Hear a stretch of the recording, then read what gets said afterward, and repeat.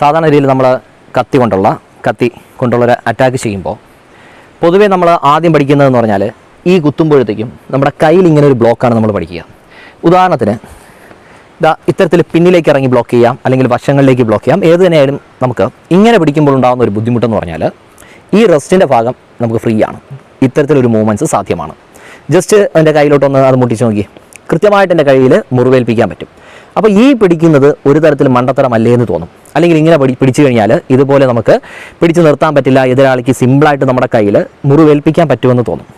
പക്ഷേ ഇതിനകത്ത് നമ്മൾ മനസ്സിലാക്കേണ്ട കാര്യം, കളരി എന്ന് പറയുമ്പോഴത്തേക്കും ഒരിക്കലും നമ്മൾ പഠിച്ച തീരാത്ത അത്രയും ടെക്നിക്കുകളും അല്ലെങ്കിൽ അതിനെ അപ്ഡേറ്റ് ചെയ്ത് വീണ്ടും പഠിക്കാനുള്ള ഒരുപാട് കാര്യങ്ങളുണ്ട്. നമ്മളിപ്പോൾ തുടക്കക്കാർ പഠിക്കുമ്പോഴത്തേക്കും, അല്ലെങ്കിൽ നിങ്ങളൊക്കെ നമ്മൾ തുടക്കത്തിൽ വന്ന് ചുവട് പഠിക്കുമ്പോഴോ അല്ലെങ്കിൽ അത് കഴിഞ്ഞതിന് ശേഷം നമ്മളിപ്പോൾ കൈപ്പോരോ മറ്റും കത്തിയുടെ പ്രയോഗങ്ങളൊക്കെ പഠിക്കുമ്പോൾ ഇത് മതി, ഇതേ പഠിപ്പിക്കാറുള്ളൂ. അപ്പോഴത്തേക്കും പിന്നെ നമ്മൾ പഠിക്കുമ്പോഴത്തേക്കും അവിടെ ഉള്ളതെന്ന് പറഞ്ഞാൽ ഇത്തരത്തിൽ നമ്മൾ ബ്ലോക്ക് ചെയ്യുമ്പോൾ നമുക്ക് ഇങ്ങനെ ഒരു മുറിവേൽക്കുമെങ്കിൽ അതിനൊരു പരിഹാരം ഉറപ്പായിട്ടും കാണണം. അങ്ങനെ ഒരു പരിഹാരമില്ല എങ്കിൽ ഇത്രയും കാലം ഈ പറയുന്ന ഗുരുക്കന്മാരും എല്ലാവരും ഇങ്ങനെ ഒരു ബ്ലോക്ക് പഠിപ്പിക്കുന്നതിൽ അർത്ഥമില്ല.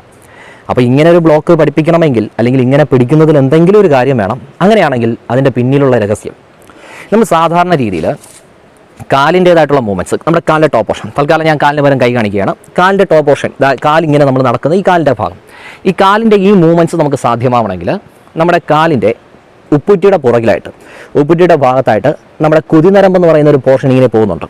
അപ്പോൾ ഉപ്പുറ്റിയുടെ മുകളിലായിട്ട് കാണപ്പെടുന്ന ഈ മുകളിലുള്ള ഈ ഒരു നരമ്പ് നമുക്ക് കട്ട് ചെയ്ത് കഴിഞ്ഞാൽ കാലിൻ്റെ ഈ ഒരു മൂവ്മെൻറ്റ്സ് നമുക്ക് സാധ്യമല്ല. കാലിൻ്റെ ഈ മൂവ്മെൻറ്റ്സ് പാടാണ്. അത് ലിഗമെൻറ്റുമായിട്ടൊക്കെ കണക്ട് ചെയ്ത് കിടക്കുന്നതാണ്. ലിഗമെൻറ്റുമായിട്ട് കണക്ഷൻ ഉണ്ട്, അതുപോലെ തന്നെ നാഡി നരമ്പുകളായിട്ട് എല്ലാം കണക്ഷനുള്ള ഒരു ഭാഗമാണ്. അപ്പോൾ നമുക്ക് കാലിൻ്റെ ആ മൂവ്മെൻറ്റ്സ് സാധ്യമല്ല. അങ്ങനെയാണെങ്കിൽ ഉറപ്പായിട്ടും രണ്ട് കാലിലും ഉള്ളതുപോലെ തന്നെയാണ് രണ്ട് കയ്യിലും ഉള്ളത്. ഈ ഒരു മൂവ്മെൻറ്റ്സിന് വേണ്ടിയിട്ട് ഈ പറയുന്ന ലിഗമെൻറ്റ്സിൻ്റെ ഈ നാഡി നരമ്പുകളുമായിട്ട് ഒരു കണക്ഷൻ അല്ലെങ്കിൽ ഒരു നരമ്പിൻ്റെ ഒരു കെട്ടുണ്ട്. അങ്ങനെയാണെങ്കിൽ നമുക്ക് ആ കെട്ടിൽ നമുക്ക് പ്രഹരേൽപ്പിക്കാം, ആ കെട്ട് നമുക്ക് ബ്ലോക്ക് ചെയ്യാം. അത് ചെയ്യുന്നത് ഇങ്ങനെയാണ്. പെട്ടെന്ന് നമ്മൾ സാധാരണ രീതിയിൽ പഠിക്കുമ്പോൾ വെറുതെ സാധാരണ രീതിയിൽ പഠിക്കുന്നു, ജസ്റ്റ് ഒന്ന് ഇത് ചെയ്യുന്നു. പക്ഷേ ഇത് ചെയ്യുമ്പോഴത്തേക്കും ബ്ലോക്ക് ചെയ്ത് കഴിഞ്ഞാൽ ഉടനെ ഈ പറഞ്ഞ നാഡീ നരമ്പുകളുടെ ഭാഗത്തേക്ക് പ്രസ് ചെയ്തിട്ട് അതിനെ നമുക്ക് നേരെ കൈകൊണ്ട് ബ്ലോക്ക് ചെയ്ത് പിടിക്കണം. അങ്ങനെ വരുമ്പോൾ ഇതിൻ്റെ മൂവ്മെൻറ്റ്സ് വളരെ സാവധാനത്തിലായിരിക്കും, വളരെ കിട്ടില്ല, ഇത് കുറവായിരിക്കും. ജസ്റ്റ് ഒന്ന് പതിയെ ട്രൈ ചെയ്ത് നോക്കിയോ. ചെറിയ രീതിയിലേ നമുക്ക് പറ്റുകയുള്ളൂ, ഒരു പവറും ഇല്ലാതെ ആയിരിക്കും ഇത് വരുന്നത്. ഇപ്പോൾ ഞാൻ പിടിച്ചതിൽ അല്പം സ്ഥാനം മാറിയതുകൊണ്ടാണ്. ഒന്നുകൂടെ നമുക്ക് ട്രൈ ചെയ്യാം. ഇനി നോക്കിയോ, വളരെ സാവധാനത്തിലേ വരികയുള്ളൂ, നേരെ ടച്ച് ചെയ്യാനും ബുദ്ധിമുട്ടാണ്. ഓക്കെ, അപ്പോൾ ഇതിന് വലിയ പവറൊന്നുമില്ല, വെറുതെ ഇരിക്കുന്നതാണ്. ഇപ്പോൾ ഞാൻ ഈ പിടിച്ചത് കുറച്ചുകൂടെ നല്ല രീതിയിൽ അതിൻ്റെ മർമ്മസ്ഥാനങ്ങളിൽ തന്നെ പ്രസ് ചെയ്താണ് പിടിക്കുന്നതെങ്കിൽ ഇതുപോലും സാധ്യമല്ല. പിന്നെ അങ്ങനെ പിടിക്കാത്തതെന്ന് പറഞ്ഞു കഴിഞ്ഞാൽ നമ്മുടെ അങ്ങനെ മർമ്മഭാഗങ്ങളിൽ കൂടുതൽ പ്രസ് ചെയ്യാൻ പാടില്ലാത്തത് കൊണ്ടും പിന്നെ അതിൻ്റെ പിന്നീട് പ്രശ്നങ്ങൾ വരാൻ സാധ്യതയുള്ളതാണ്. അത് ഞാൻ ജസ്റ്റ് ഒരു ഡെമോ കാണിച്ചു തരാം. അത്രത്തോളം നീ ബലം കൊടുക്കരുത്. ബലം കൊടുക്കുമ്പോൾ നിനക്ക് തന്നെയാണ് അതിൻ്റെ പ്രശ്നം വരുന്നത്. കാരണം നമ്മൾ ഏത് നാഡീ നരമ്പുകളിലായാലും ഈ പ്രഷർ കൊടുക്കുമ്പോൾ അതിനെ മറികടന്ന് നമ്മൾ കൊടുക്കുന്ന പ്രഷർ നമുക്ക് പ്രശ്നം വരും. അതുകൊണ്ടാണ് ഞാൻ അല്പം ലൂസാക്കി വിടുന്നത്. അപ്പോൾ നിൻ്റെതായ രീതിയിൽ ജസ്റ്റ് ഒന്ന് നോക്കിയാൽ മതി. ഇപ്പോൾ ഞാൻ ഒരുവിധം ടൈറ്റ് ചെയ്ത് പിടിച്ചിട്ടുണ്ട്. മൂവ്മെൻറ്റ്സ് നോക്കിക്കോ, അവിടെ എത്തുമ്പോൾ വേദനിക്കുന്നുണ്ടായിരിക്കും അല്ലേ? കൈ ബാക്കി നമുക്ക് പാടാണ്. ജസ്റ്റ് ഒന്നുകൂടെ നോക്കിക്കോ. ഓക്കെ, ഇനി നമുക്കൊരു സംശയം തോന്നും, ഒരു കൈ കൊണ്ട് ഇത് ചെയ്യാം. ഞാനിപ്പോൾ ചെറുതായിട്ട് കാണിച്ചുള്ളൂ. നമ്മൾ ശത്രുവിനോട് ചെയ്യുമ്പോൾ ഇതല്ല. ശത്രുവിനോട് ചെയ്യുമ്പോൾ ഈ കൈ ഇങ്ങനെയൊന്നും അല്ല നമ്മൾ ഈ പ്രതയിൽ പിടിക്കുന്നത്. കറക്റ്റായിട്ട് പിടിച്ചങ്ങ് ഒടിച്ചങ്ങ് വയ്ക്കുകയാണ് ചെയ്യുക. അപ്പോൾ ആ കറക്റ്റായിട്ട് ആ മർമ്മഭാഗങ്ങളിലേക്ക് നാഡീനരമ്പുകളിൽ കൈ വിരൽ അമർത്തി തന്നെയാണ് ചെയ്യുക. ഞാനിപ്പോൾ വിരലുകൾ വലുതായിട്ട് അകത്തോട്ട് കയറ്റാതെ ചെയ്തതിന് പകരം നല്ല രീതിയിലായിരിക്കും കയറ്റുന്നത്. ഇനി അടുത്തത് നമുക്കപ്പോൾ ഒരു സംശയം തോന്നും, അല്ലെങ്കിൽ ഇപ്പോൾ കണ്ടപ്പോൾ തന്നെ എല്ലാവർക്കും തോന്നും, ഒരു കൈ കൊണ്ട് ഇങ്ങനെ പിടിക്കാൻ പറ്റുമോ, എല്ലാവർക്കും പറ്റുമോ, നമ്മളെക്കാളും ആരോഗ്യമുള്ള ആൾക്കാർ വന്ന് പിടിച്ചു കഴിഞ്ഞാൽ പറ്റുമോ എന്നൊക്കെ സംശയം തോന്നും. അതിനുള്ള പരിഹാരം എന്ന് പറഞ്ഞാൽ ഈ ഒരു കൈ കൊണ്ട് നിൽക്കുന്നില്ല എങ്കിൽ രണ്ടാമത്തെ കൈയും കൂടെ സപ്പോർട്ട് ചെയ്ത് അതിൻ്റെ കെട്ടുകളെ നമുക്ക് പൊട്ടിക്കാൻ പറ്റും. ഇപ്പോൾ ഒന്നും ചെയ്യാൻ പറ്റില്ല, നേരത്തെ പിടിച്ചതിനേക്കാളും ബുദ്ധിമുട്ടാണ്. എത്രത്തോളം വരുമ്പോൾ അത്രത്തോളം നിനക്ക് തന്നെയാണ് അതിൻ്റെ ബുദ്ധിമുട്ട് വരിക. ഒന്നുകൂടെ ചെയ്തോ. അപ്പോൾ ആദ്യം നമ്മൾ പഠിക്കുമ്പോൾ വെറുതെ പിടിച്ചു, അപ്പോൾ നമുക്കിത് ഓക്കെയാണ്. രണ്ടാമത് വരുമ്പോഴത്തേക്കും ഞാൻ കൃത്യമായിട്ട് നാഡി നരമ്പുകളൊന്ന് ജസ്റ്റ് ഒന്ന് കണക്ട് ചെയ്ത് പിടിച്ചു. അപ്പോഴും അത്യാവശ്യം വരും, പവർ കുറവാണ്. അത് ചിലപ്പോൾ വീഡിയോ കാണുന്നവർക്ക് കൃത്യമായിട്ട് മനസ്സിലാവില്ല, അത് കറക്റ്റ് അനുഭവിച്ചാലേ മനസ്സിലാവുള്ളൂ. പവർ കുറവാണ്, വെറുതെ ചുമ്മാ പറഞ്ഞ് ഷോക്കിങ്ങനെ കാണിക്കുക എന്നല്ലാതെ ഒരു പവറും കാണില്ല. അതും കൃത്യമായിട്ട് ഞാൻ അതിൻ്റെ പോയിൻറ്റ്സ് കൃത്യമായിട്ട് അതിൻ്റെ പ്രഷർ കൊടുത്ത്, ഞാനിപ്പോൾ പിടിച്ചതെല്ലാം കൈ പരത്തിയാണ് പിടിച്ചിട്ടുള്ളത്. ഇതല്ല സാധനം, കൈ പരന്ന് ഈ രീതിയിലല്ല പിടിക്കുന്നത്. ഇതാണ് പിടിക്കേണ്ട രീതി, ഇതാണ്. പക്ഷേ ഞാൻ പിടിച്ച രീതി വേറെ ആയതുകൊണ്ട് തന്നെ നിനക്ക് അതിൻ്റേതായിട്ടുള്ളൊരു ഇളവ് ഇവിടെ ലഭിച്ചിട്ടുണ്ട്. ഇനി ഇതിനെ മറികടക്കാനായിട്ട് അഥവാ സംശയം തോന്നുന്നു നമ്മുടെ ഒരു കൈ കൊണ്ട് ഇതൊക്കെ കിട്ടുമോ എന്ന് സംശയം തോന്നിക്കഴിഞ്ഞാലുള്ളതായിരുന്നു 2 കൈ കൊണ്ട് കൃത്യമായിട്ട് സ്ഥാനങ്ങളിലുള്ളത് പ്രസ് ചെയ്ത് പിടിക്കുന്നത്.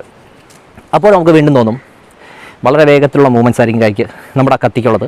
ഒരാളിന് ഇത്രയൊക്കെ ചെയ്യാൻ പറ്റുമോ എന്നുണ്ടാൽ നമ്മൾ അടുത്ത ലെവലിലോട്ട് പോകണം. അതായത് നമ്മൾ ഈ പഠിക്കുന്ന കളരി എപ്പോഴും ഒരു ലെവൽ പഠിച്ചിട്ട് അടുത്ത ലെവലിലോട്ട് വീണ്ടും വീണ്ടും വീണ്ടും അപ്ഗ്രേഡ് ചെയ്ത് പോകാനുള്ള സംഭവമാണ്. അപ്പോൾ നമ്മൾ ആദ്യം പഠിക്കുമ്പോഴത്തേക്കും ഒരു പക്ഷേ ഇങ്ങനെ പഠിച്ചു കഴിഞ്ഞാൽ കുറച്ചുകൂടെ കഴിയുമ്പോഴത്തേക്കും നമ്മൾ അതിൻ്റെ പിടിയിലെ രീതികളങ്ങ് മാറുന്നു, അടുത്ത രീതിയിലോട്ട് വരുന്നു. ഇനി അടുത്ത് വരുമ്പോഴത്തേക്കും ഒരു സംശയം തോന്നും ഇതെല്ലാം പഠിക്കാനുള്ള സാവകാശം കിട്ടുമെന്ന് തോന്നും. അപ്പോഴത്തേക്കും ഇത് മതിയാവും. കാരണം ഞാനിപ്പോൾ സേഫാണ്, ഇതിൻ്റെ നേർക്ക് വരില്ല, അതിന് മുൻപ് ഇവിടെ ഇത് കിട്ടും. ഇത് കിട്ടിക്കഴിഞ്ഞാൽ പിന്നെ ഈ കയ്യിലോട്ട് പവർ ഒന്നും അങ്ങോട്ട് വരെയില്ല. അപ്പോൾ ഈ കത്തിയുടെ കുത്തിനെ എനിക്ക് പേടിക്കേണ്ട ആവശ്യമില്ല. ഇത് ചെയ്ത് നമുക്ക് ധൈര്യം കിട്ടിക്കഴിഞ്ഞാൽ അടുത്ത് വരുമ്പോൾ ഇത് മതിയാവും. കാരണം ഈ കത്തി കൈ താഴില്ല. കൈ താഴുന്നതിന് മുൻപേ എൻ്റെ ഈ കുത്തവിടെ കിട്ടാം. പക്ഷേ നമുക്ക് അത്രയും എക്സ്പീരിയൻസ് വേണ്ടി വരും. പിന്നെ നമുക്കല്ല ഒരു ചെറിയൊരു വെപ്പൺ ഉണ്ടെങ്കിൽ ഇതും വേണ്ടി വരില്ല. സിമ്പിളായിട്ട് നമുക്ക് വീണ്ടും ഒഴിഞ്ഞു മാറാം. ഇപ്പോൾ കുറച്ചുകൂടെ ഫാസ്റ്റായിട്ട് കുത്തി നിർത്തേണ്ട വേണ്ട, കൃത്യമായിട്ട് നമ്മൾ ഒറിജിനൽ സ്ട്രീറ്റ് ഫൈറ്റിൽ ചെയ്യുന്നത് പോലെ അങ്ങ് കുത്തി അങ്ങ് കീറി അങ്ങ് വിട്ടാൽ മതി. കുറച്ചുകൂടെ അങ്ങ് സൈഡിലോട്ട് നിന്നിട്ട് കൃത്യമായിട്ട്, അതായത് നമ്മൾ കൃത്യമായിട്ടൊന്ന് ചൂട് മാറി ഒഴിഞ്ഞിട്ടാണ് നിൽക്കുന്നതെങ്കിൽ നിൻ്റെ കൃത്യമായിട്ട്, ഞാനിപ്പോൾ കൈ മുദ്രയോ മർമ്മമോ പ്രയോഗിക്കുന്നില്ല, ജസ്റ്റ് ഒന്ന് തട്ടി വിടുന്നേ ഉള്ളൂ. അതായത് നിൻ്റെ കൈ പൊങ്ങിയതിന് ശേഷം ഇങ്ങ് വരുന്നതിന് മുൻപ് ഞാൻ അവിടെ തട്ടി പിടിക്കുകയാണ് ചെയ്യുന്നത്. അതിൻ്റെ ഒരു സീക്രട്ട് എന്ന് പറഞ്ഞാൽ നമ്മുടെ കൈക്ക് പൊങ്ങുമ്പോഴത്തേക്കും നമ്മൾ കൈ ഉയർത്താനുള്ള പവറും പക്ഷേ നമ്മൾ കുത്താനായിട്ടുള്ള പവർ എടുക്കുന്നത് ഇത് മുതലാണ്. നമ്മൾ കുത്താനുള്ള പവർ നമ്മളിപ്പോൾ ഇങ്ങനെ കുത്താനായിക്കോട്ടെ നമ്മളിത് ഈ ഒരു ഭാഗം വരെ നമ്മൾ സേഫാണ്. ഇത് കഴിഞ്ഞാലേ നമുക്ക് കുത്താനുള്ള പവർ കിട്ടുകയുള്ളൂ. ആ ഇടയ്ക്ക് പവർ കിട്ടുന്ന സ്ഥലത്ത് വെച്ചിട്ട് നമുക്ക് സിമ്പിളായിട്ട് അകത്തോട്ട് കയറി ചെയ്യാൻ പറ്റും. ഒന്നുകൂടെ അടിച്ചോ. അപ്പോൾ നിൻ്റെ കുത്ത് കുറച്ചുകൂടെ നല്ല രീതിയിൽ അങ്ങ് ഫാസ്റ്റായിട്ട് കുത്തി അങ്ങ് കീറിക്കൊണ്ട് പോയാൽ മതി. സൈഡിൽ ഇവിടെ നിന്നോ ഓടി വന്നാൽ കുത്തിക്കോ.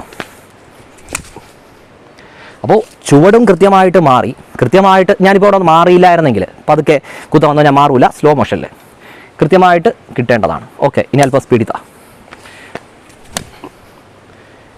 അപ്പോൾ ഈ തൊട്ട് വെച്ചതെന്ന് പറഞ്ഞാൽ യഥാർത്ഥത്തിൽ മർമ്മം നമുക്ക് ഏൽപ്പിക്കാൻ പറ്റും. ഏതെങ്കിലും ഒരു ചെറിയ ഉപകരണം മർമ്മ കോല് പോലുള്ളതുണ്ടെങ്കിൽ സിമ്പിളായിട്ട് ഏൽപ്പിക്കാൻ പറ്റുന്നതാണ്. അതായത് നമ്മൾ ഒരു കത്തിയിൽ തന്നെയാണ് ഇത്രയും ടെക്നിക്ക് പറഞ്ഞത്. ഒന്നെന്ന് പറഞ്ഞാൽ നമ്മൾ ഈ കുത്തുന്നതിനെ വെറുതെ ബ്ലോക്ക് ചെയ്ത് നിർത്തി, അപ്പോഴുണ്ടാകുന്ന ബുദ്ധിമുട്ട് ഇതാണ്. രണ്ടാമത് ഞാൻ പറഞ്ഞു ഈ രീതിയിൽ നരമ്പുകളെല്ലാം കെട്ടി നിർത്താൻ പറ്റുമെന്ന് പറഞ്ഞു.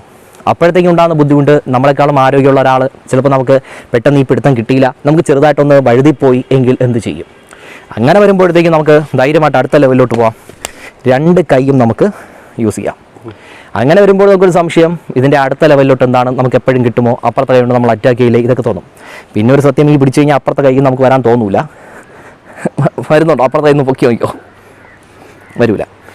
ഇനി അടുത്ത് നമുക്ക് വേണമെങ്കിൽ ഞാൻ ഈ പറഞ്ഞതുപോലെ അടിച്ചോ, സിമ്പിളായിട്ട് മർമ്മപ്രയോഗം. പിന്നെ നമുക്ക് ഈ ബ്ലോക്ക് പോലും ചെയ്യേണ്ടി വരില്ല, ഈ രീതിയിലോട്ട് മാറാം. അപ്പോൾ ഉദ്ദേശിക്കുന്നത് ഇത്രയേ ഉള്ളൂ. നമ്മൾ കത്തി കൊണ്ട് കുത്താൻ വേണ്ടി വരുമ്പോൾ സ്റ്റുഡൻസിനെ തുടക്കത്തിൽ നമ്മൾ പഠിപ്പിക്കുന്നത് ഒരു പക്ഷേ ഈ ബ്ലോക്കായിരിക്കും. എന്ന് പറഞ്ഞാൽ ജീവിതകാലം മുഴുവൻ നമ്മൾ കത്തി കൊണ്ട് കുത്താൻ വരുമ്പോൾ ഇത് ചെയ്യുമെന്നല്ല അർത്ഥം. ഓരോ ലെവലിലും നമ്മൾ അടുത്തതിൽ മാറിക്കൊണ്ടേയിരിക്കും. നമ്മൾ കൂടുതലും ഇതൊക്കെ കാണുന്നത് ഈ റോഡ് ഷോയ്ക്കോ അല്ലെങ്കിൽ നമ്മൾ ഏതെങ്കിലും പ്രോഗ്രാമിനൊക്കെ പൊതുവേദിയിൽ സാധാരണ രീതിയിൽ കളരി അവതരിപ്പിക്കുമ്പോൾ ഒരാൾ ഇതുപോലെ കുത്താൻ വേണ്ടി വരുമ്പോഴത്തേക്കും ഈ രീതിയിൽ ബ്ലോക്ക് ചെയ്യുന്നതായിരിക്കും കാണുക. ഇത് കണ്ടതിന് ശേഷം പറയും ഇതെന്ത് ബ്ലോക്ക് ഇങ്ങനെ വെച്ച് കഴിഞ്ഞാൽ കട്ട് ചെയ്തുകൊണ്ട് പോകില്ലെന്ന് തോന്നും. പക്ഷേ സംഭവം എന്ന് പറഞ്ഞാൽ നമ്മൾ ആ കളിക്കുന്ന കുട്ടികളെ നോക്കിക്കഴിഞ്ഞാൽ അറിയാം, റോഡ് ഷോയ്ക്കായാലോ സ്റ്റേജ് പ്രോഗ്രാമിനായാലോ കാണുന്ന കുട്ടികളിൽ ഒരു കളരി സംഘത്തിൽ നിന്ന് പോകുന്നതിൽ സീനിയർ സ്റ്റുഡൻസ് കുറച്ച് പേരെ കാണുള്ളൂ. കളരി മുഴുവൻ കംപ്ലീറ്റ് ചെയ്തിട്ടുണ്ടായിരിക്കുന്നവർ വളരെ റെയറാണ്. കളരി മുഴുവൻ ഒരാശാൻ്റെ കീഴിൽ പഠിച്ച് ഇതെല്ലാം സ്വായത്തമാക്കിയിട്ട് അഭ്യാസത്തിനിറങ്ങുന്ന ആൾക്കാരുടെ എണ്ണം വളരെ കുറവാണ്. ആ ഒരു പ്രോഗ്രാമിനിറങ്ങുന്ന ഭൂരിഭാഗം കുട്ടികളും പഠിച്ചുകൊണ്ടിരിക്കുന്ന ആൾക്കാരാണ്. അതായത് ചുവട് പഠിച്ചുകൊണ്ടിരിക്കുന്നവരുണ്ട്, കൈപ്പോര് പഠിച്ചുകൊണ്ടിരിക്കുന്നവരുണ്ട്, കത്തിയെത്തിയ ആൾക്കാരുണ്ട്. ഇവരെല്ലാവരും ചെയ്യുന്ന പഠിച്ചുകൊണ്ടിരിക്കുന്ന കുട്ടികൾ തുടക്കത്തിൽ കാണിക്കുന്ന ചെറിയ ടെക്നിക്ക് കണ്ടിട്ടാണ് ഇത്രയേ ഉള്ളൂ നമ്മൾ തെറ്റിദ്ധരിക്കുന്നത്. അപ്പോൾ ഈ പറയുന്നത് പോലെ നമ്മൾ ഓരോന്നും അപ്ഗ്രേഡ് ചെയ്ത് പഠിക്കുന്നതനുസരിച്ചിട്ട് പുതിയ പുതിയ കാര്യങ്ങൾ ഇതിനകത്ത് ആഡ് ചെയ്ത് വരാൻ പറ്റും നമുക്ക്. അപ്പോൾ നമ്മുടെ കളരിക്കകത്ത് എത്ര വേണോ പഠിക്കാനായിട്ടുള്ളത് ഇതും ഇതിൻ്റെ അങ്ങോട്ട് സ്ഥൂല ശരീരവും സൂക്ഷ്മ ശരീരവും എല്ലാം നമുക്ക് പഠിക്കാൻ പറ്റും. ഓരോന്ന് പഠിക്കും തോറും നമ്മൾ ഈ പണ്ട് പഠിച്ചതെല്ലാം നമുക്ക് സിമ്പിളായിട്ട് തോന്നിക്കൊണ്ടേയിരിക്കും.